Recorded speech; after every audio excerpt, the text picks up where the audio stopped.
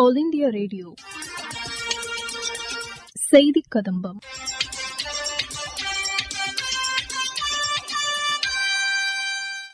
G20 மாநாட்டின் ஒரு பகுதியாக கோவை தனியார் பல்கலைக்கழக வளாகத்தில் ஒருங்கிணைந்த உலகத்துக்கான தொழில்நுட்பம் மற்றும் பாதுகாப்பு என்ற தலைப்பிலான C20 கருத்தரங்கம் நடைபெற்றது. இதில் கலந்து கொண்டு உரையாற்றினார் தமிழக ஆளுநர் திரு R.N. ரவி. அவர் பேசுகையில், Today the world looks at India with expectation with hope to find solutions to the problem, to the global problems. And there are reasons for it, reasons within and reasons without.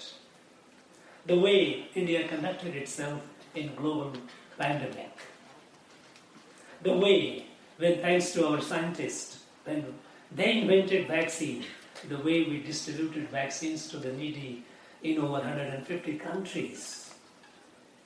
This shows the true DNA of India Bharat. Vasudhaiva Kutumbaka. We didn't look at it as a mercantile opportunity to make money out of it. No, we don't trade on human life. In fact, we don't trade on any life. Why? How this change happened? Of course, we have a Prime Minister. We have a very dynamic and capable Prime Minister. Perhaps providential. But what was happening before?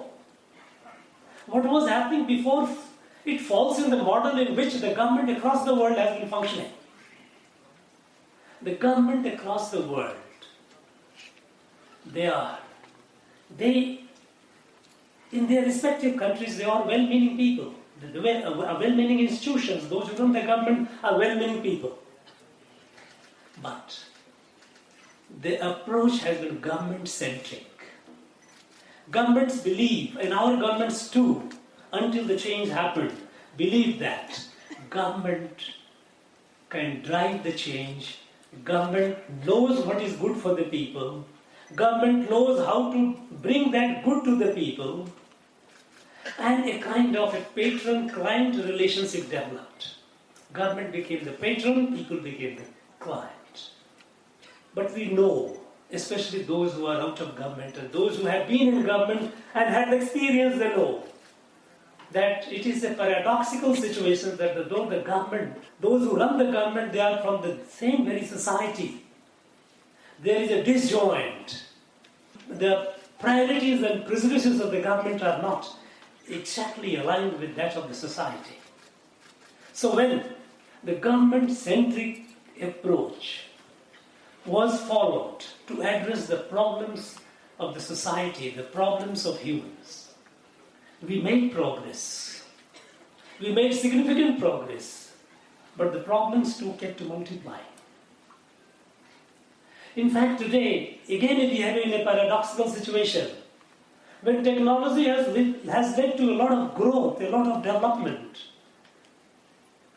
considerable improvement, ease of living for a large section of the world, though there is a large section which is deprived of it. But it is also involved in finding solution to the problem that itself it creates. It's a kind of a race. You create a problem, you find a solution. And that solution further creates a problem. And this race is on and on and on. So, when the government-centric approach, when we started addressing the problem of our country, a large country, today we are over 1.3 billion. Maybe perhaps we are the most populous country in the world. Now, in this, when we started approaching the problem of poverty, problem of sickness, the health, problem of education, problem of infrastructure, while government continued achieving milestones, the problems kept multiplying. And what happened in this less than a decade? And why is it that the world looks at this country with expectation and hope? Because the way we have transformed the country and the way the country is getting transformed. Today, the way the poverty mitigation program, the way the health, universal access, health, education, infrastructure, the way the drinking potable water reaching every house, every home. The homeless are getting homes built. Electricity to every house. Cooking gas to every home. How is it happening? Because what Prime Minister Modi did, he turned the model upside down. Instead of government-centric, it became people-centric. And when we say people-centric, usually every government does for the people only. It's not for the people, it's by the people. Every scheme of the government, if you look at today, right from sanitation to all, is Jan Andolan and Jan Abhiyan. Total participation of the people. Even the policies are not framed by those within the government, with their knowledge alone. Today we are having a wonderful national education policy. It was not framed by the people within the government. It was from the society. The people, those who are equipped to know what is good for the society, what kind of education policies should be, is needed for the country. They put together their wisdom, their experience, their talent, and we got a national education policy. Every scheme of the government, every program is a Jan Andolan. Jan Abhiyan is a mass campaign. But to this mass campaign, to have it, to be a successful mass campaign, a smart use of technology. Look at what, right? At the very beginning, when the Prime Minister came, one of the first initiative was Digital India. People were skeptical. What do you mean? A person illiterate, poor man, village illiterate man in the village will use?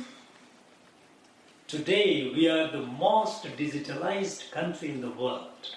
Our digital transactions are the largest in the world in terms of financial transaction, in terms of payment.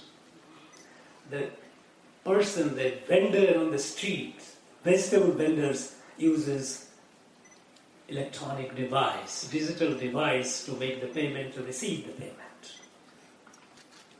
Jan Dhan Yojana. Over 500 million bank accounts. Initially people were saying, bank account, what is this bank account? Zero balance bank account. But look at the magic that it has done. Direct benefit transfer. Hundreds of millions of beneficiaries, they don't have to face the intermediary. Look at the transparency. They look at the fact, the security that it gets. The person entitled for a particular amount doesn't have to go for and face any intermediary and pay some kickback. The money comes direct to the people. This use of technology and JAM, trinity of JAM, Janadhan, Aadhaar and mobile. This has revolutionized this country. And the way this country of over 1.3 billion people, from the margin to the center stage, from despair to hope.